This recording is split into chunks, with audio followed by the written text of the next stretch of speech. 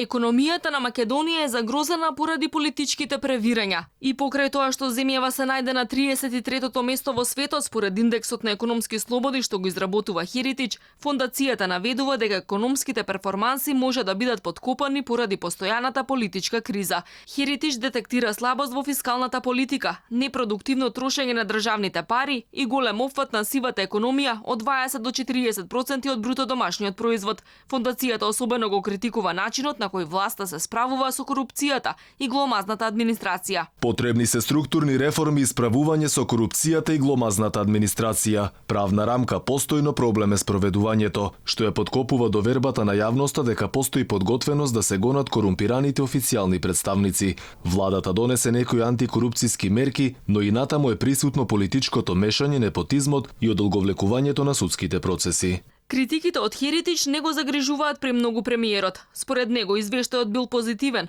Сите мерки што владата ги презела биле за да се намали сивата економија и корупцијата. Сепак бројките на владата не се совпаѓале со оние на фондацијата. Сивата економија достигнувала до 30, а не 45%. Голем дел од политиките и во делот на економијата и во делот на владењето на правото се за отстранување на сивата економија, на нелегалните пари, на парите кои што подкупуваат, рекетираат или слично во општеството. Сите тие мерки кои што ги развиваме како влада се буквално борба против сивата економија, која што дефинитивно е помеѓу 20 и 30%, Heritage вели меѓу 25 и 45%, по нашите проценки е 20-30, меѓу 20 и 30%, што е многу.